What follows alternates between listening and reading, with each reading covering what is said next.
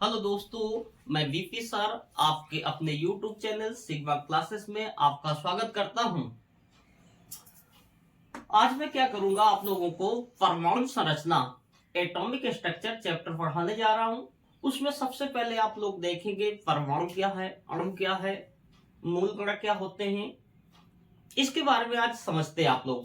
ठीक है, तो सबसे पहले मैं क्या करता हूं, एक जनरल तौर पर बोला जाता है कि रसायन विज्ञान जो होती है एक चैन पर आधारित होती है। वो चैन क्या है, मैं चैन बनाए दे रहा हूं आप लोगों को। देखिए क्या है कि सबसे पहले होते हैं मूल कण। माना गया कि सबसे पहले क्या होते हैं, मूल कण। कई मूल कण मिलकर जो बने होते हैं वो परमाणु बने होते हैं। क्या बनता है, परमाणु। और कई परमाणु मिलकर क्या करते हैं, अणु बनाते हैं। कई अणु मिलकर क्या बना है, पदार्थ। और कई पदार्थ मिलकर ये क्या बना है, पूरा संसार। ये है आपकी चैन। क्या, पहले मूल कण सबसे पहले होते हैं, फिर परमाणु, फिर अणु, फिर पदार्थ, फिर यह पूरा संसार। ठीक है, तो इनमें से सबसे पहले हम क्या करेंगे, परमाणु और अणु की डिफिनीशन देखते हैं। बच्चे क्या करते हैं, भूल जाते हैं कि परमाणु की सर डिफिनीशन क्या होती है, अणु की डिफिनीशन क्या होती है। तो एक मैं ट्रिक के माध्यम से या एक कहानी के माध्यम से मैं आप लोगों को ये परमाणु और अणु की डिफिनीशन समझाऊंगा, तो आप समझिएगा। ठीक है, तो आपने मुझसे सबसे पहले बताया कि सर कई मूल कण मिलकर क्या बनते हैं, परमाणु। और कई परमाणु मिलकर क्या बनते हैं, अणु। तो मैं अगर यही आपसे बात पूछ दूं कि बताओ परमाणु छोटा होगा कि अणु, तो आप बोलेंगे परमाणु। क्यों, क्योंकि कई परमाणु मिलकर क्या बनते हैं, अणु। तो मैंने कहा चलो ये छोटा भाई हो गया। कैसा भाई, छोटा भाई।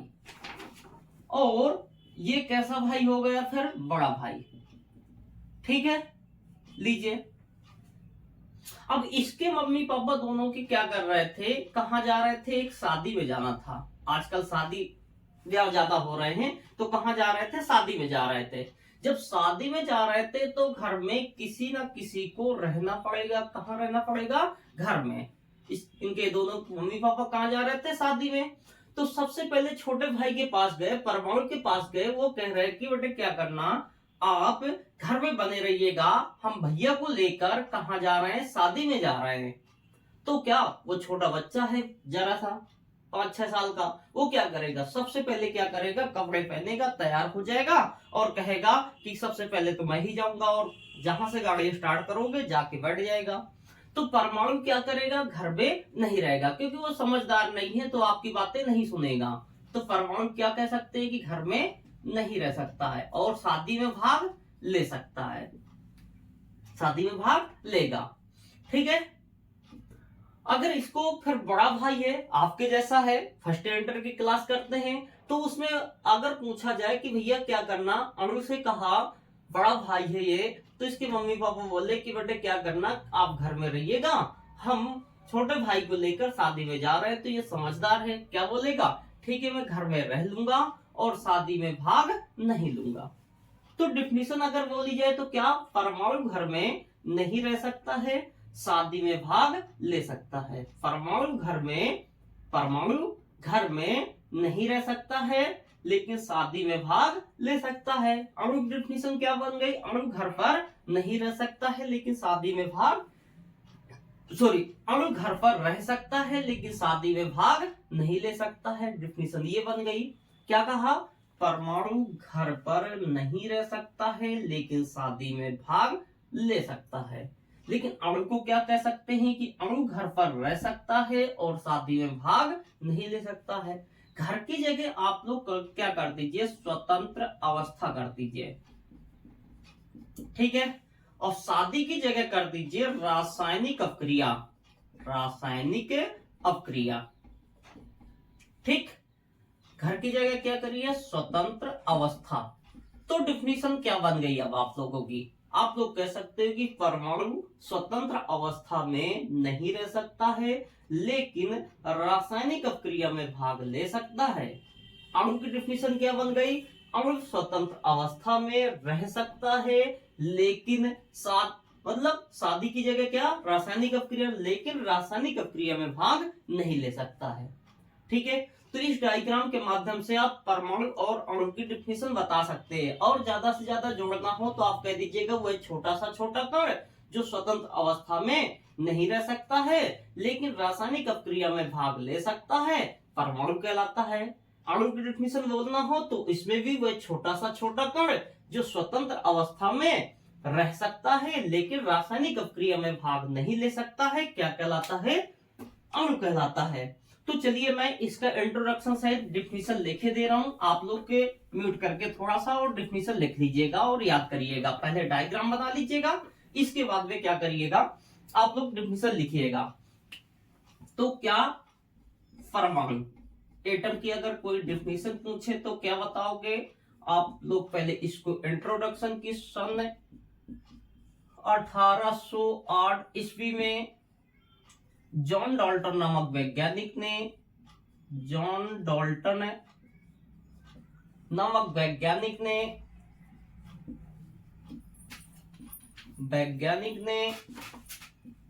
परमाणु की खोज की थी। सर्वप्रथम खोज किसने की थी परमाणु की? जॉन डाल्टन नामक वैज्ञानिक। किस सन में? 1808 ईस्वी में। ठीक है, डिफिनेशन क्या बताओगे? क्या मैंने बताया था, वह छोटा सा छोटा कण जो स्वतंत्र अवस्था में नहीं रह सकता है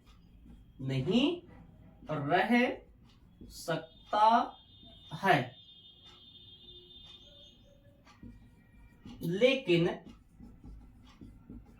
रासायनिक अपक्रिया में भाग ले सकता है। रासायनिक अपक्रिया में भाग ले सकता है, क्या कहलाता है? परमाणु कहलाता है। ठीक है, जैसे एग्जाम्पल आप लोगों से पूछा जाए तो एग्जाम्पल आप लोग क्या बता दोगे? HNO, Cl, etc। ठीक, ये क्या हो गए आपके परमाणु। एक बार फिर से सुन लीजिए, परमाणु की डिफिनेशन आप लोग लिख लीजिएगा इंट्रोडक्शन सहित। सन 1808 ईस्वी में जॉन डाल्टन नामक वैज्ञानिक ने परमाणु की खोज की थी। ठीक है, डिफिनेशन क्या बताओगे? वह छोटा सा छोटा कण जो स्वतंत्र अवस्था में नहीं रह सकता है लेकिन रासायनिक अपक्रिया में भाग ले सकता है, परमाणु कहलाता है। ठीक है, इसी प्रकार आपको अणु की डिफिनेशन लिखना होगा इंट्रोडक्शन सहित। तो मैं रेज किए दे रहा हूं, आप लोग नोट कर लीजिएगा।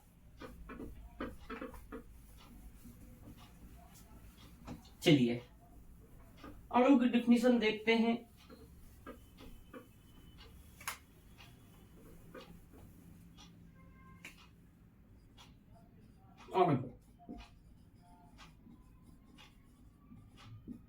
मॉलिक्यूल्स, अणु क्या है? तो आप कहोगे सर्वप्रथम सन 1928 ईस्वी में मुल्किन नामक वैज्ञानिक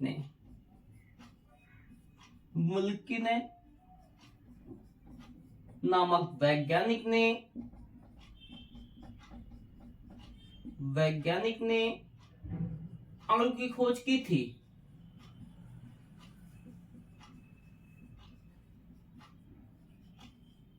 ठीक है, ये इंट्रोडक्शन हो गया। डिफिनेशन क्या बताओगे? इन्वर्टेड कॉमा से डिफिनेशन लिखिएगा। वह छोटा सा छोटा कण जो स्वतंत्र अवस्था में नहीं रह सकता है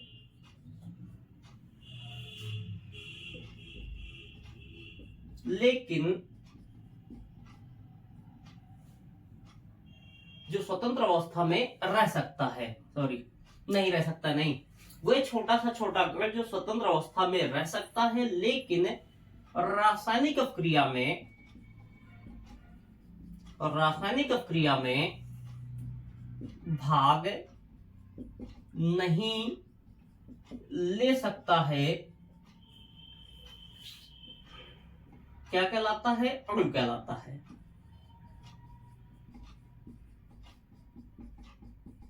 ठीक है, जैसे एग्जाम्पल में आप लोग क्या बताओगे?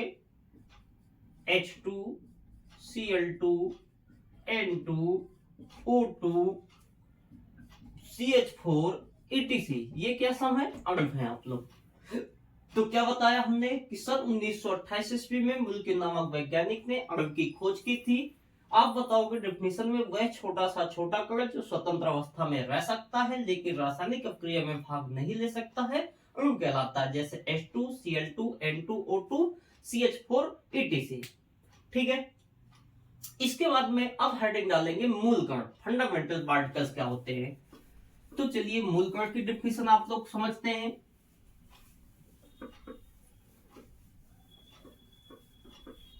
आप लोगों ने परमाणु अणु में बताया हुआ छोटा सा छोटा कण, तो ये तो बहुत छोटा होता है मूल कण। तो इसके लिए क्या यूज करेंगे?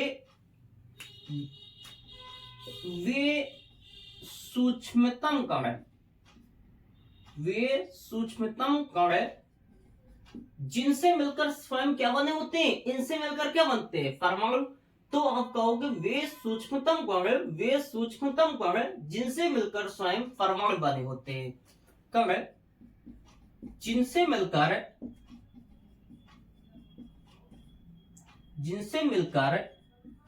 स्वयं परमाणु बने होते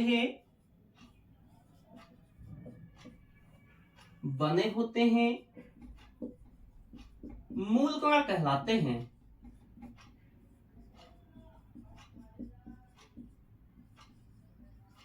वे सूक्ष्मतम कण जिनसे मिलकर स्वयं क्या बने होते हैं? क्या बताओगे? वे सूक्ष्मतम कण जिनसे मिलकर स्वयं परमाणु बने होते हैं क्या कहलाते हैं? मूल कण कहलाते हैं।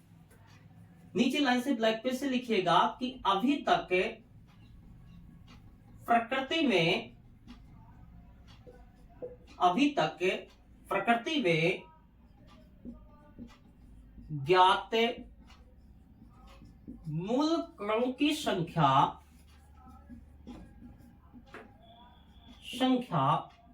लगभग 35 है।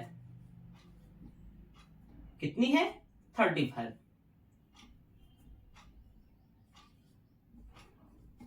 ठीक, इसको ध्यान दीजिएगा।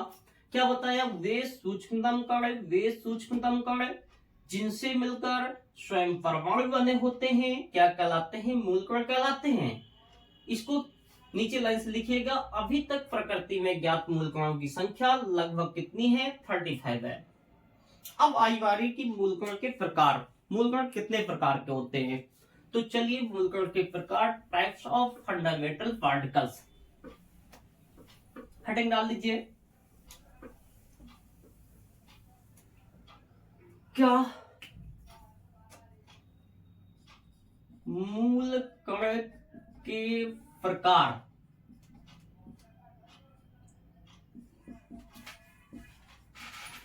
Types of fundamental particles.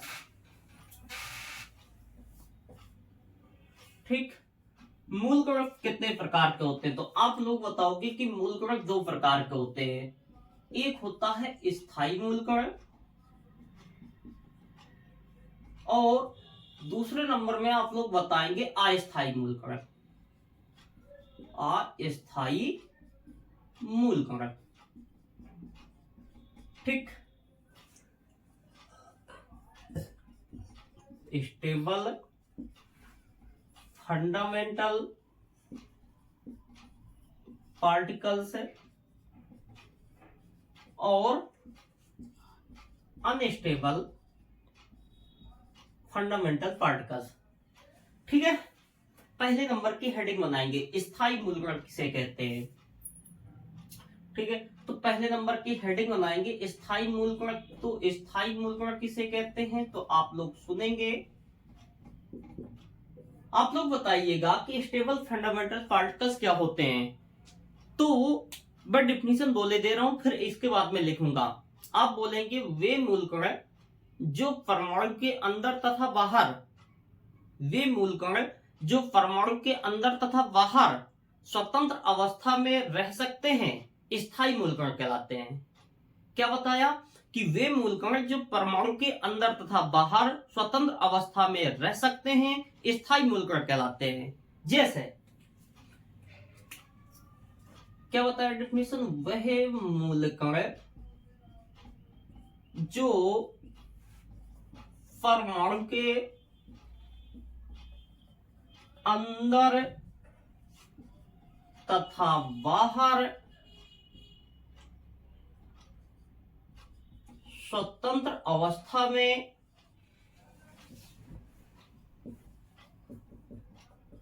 रह सकते हैं, स्थायी मूलकण कहलाते हैं। स्थायी मूलकण कहलाते हैं वे मूलकण जो परमाणु के अंदर तथा बाहर स्वतंत्र अवस्था में रह सकते हैं, स्थायी मूलकण कहलाते हैं। जैसे इलेक्ट्रॉन, प्रोटॉन, न्यूट्रॉन ईटीसी।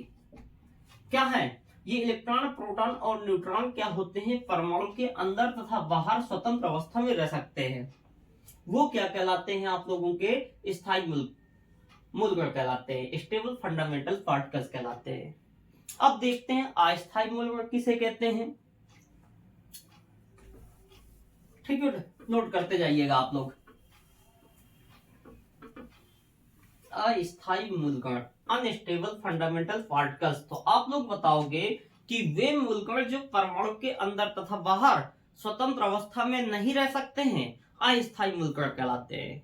क्या बताया कि वे मूलकण जो परमाणु के अंदर तथा बाहर स्वतंत्र अवस्था में नहीं रह सकते हैं, अस्थायी मूलकण कहलाते हैं, अनस्टेबल फंडामेंटल पार्टिकल्स कहलाते हैं। क्या कहा है मैंने? वे मूलकण जो परमाणु के अंदर तथा बाहर स्वतंत्र अवस्था में नहीं रह सकते हैं,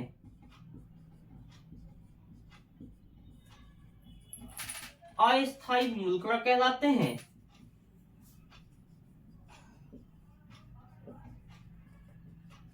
अस्थायी मूलकण कहलाते हैं। जैसे एग्जांपल में आप लोग बताओगे न्यूट्रिनो, न्यूट्रॉन नहीं, न्यूट्रिनो कामा एंटी न्यूट्रिनो कामा मेसान, पाई मेसान, पॉजिट्रॉन आदि। ये कैसे मूलकण होते हैं? अस्थायी मूलकण होते हैं। ये न तो परमाणु के अंदर और बाहर स्वतंत्र अवस्था में नहीं रह सकते हैं। तो ये था आप लोगों की आज परमाणु और अणु और मूलकण की डिफिनेशन सहित, एग्जाम्पल सहित आप लोगों को सरल तरीके से डिफिनेशन। ठीक है, चलिए थैंक यू। चलिए फिर आप लोग क्या करते हैं, आगे देखते हैं कि परमाणु का आकार क्या होता है। तो आप लोग बताएंगे साइज ऑफ एटम क्या होता है। तो मैं बता दे रहा हूं कि विभिन्न तत्वों के परमाणुओं में सबसे छोटा परमाणु हाइड्रोजन का है। विभिन्न तत्वों के परमाणुओं में सबसे छोटा परमाणु हाइड्रोजन का है और हाइड्रोजन परमाणु की त्रिज्या लगभग 0.28 एंगस्ट्रॉम होती है। अन्य परमाणुओं को जो त्रिज्या होती है, हाइड्रोजन परमाणु की त्रिज्या ध्यान दीजिएगा कितनी होती है, कभी कभी ऑब्जेक्टिव में आ जाता है 0.28 एंगस्ट्रॉम होती है। अन्य परमाणुओं की त्रिज्या लगभग कितनी होती है, 0.7 एंगस्ट्रॉम से लेकर 2.5 एंगस्ट्रॉम तक होती है। एक एंगस्ट्रॉम बराबर आप लोगों को पता है कि 10⁻⁻8 सेंटीमीटर या 10⁻⁻10 मीटर होता है। ठीक है, परमाणु का द्रव्यमान क्या होता है, मास ऑफ एटम क्या होता है, तो आप लोग बताएंगे कि सबसे हल्के परमाणु हाइड्रोजन परमाणु का द्रव्यमान लगभग 1.008 AMU होता है। सबसे हल्के परमाणु हाइड्रोजन परमाणु का द्रव्यमान लगभग कितना होता है, 1.008 AMU होता है। अन्य परमाणुओं के द्रव्यमान लगभग 2 AMU से लेकर 260 AMU तक होता है। ये के बाद होता है। AMU का फुल फॉर्म अगर कोई पूछे कि पूरा नाम AMU का पूरा नाम क्या होता है, तो आप लोग बताओगे एटॉमिक मास यूनिट, परमाणु द्रव्यमान इकाई। एक AMU बराबर क्या होता है, अगर आप लोगों से कोई पूछे तो बताइएगा 1.66 × 10 की घाते -27 किलोग्राम या 1.66 × 10 की घाते -24 किलोग्राम। चलिए इसके बाद में परमाणु की संरचना क्या होती है, परमाणु क्रमांक क्या होता है, परमाणु भार क्या होता है या द्रव्यमान संख्या क्या होती है, परमाणु के लक्षण क्या होते हैं। अगले वीडियो में हम ये सारी चीजें आप लोगों को पढ़ाएंगे। चलिए थैंक यू।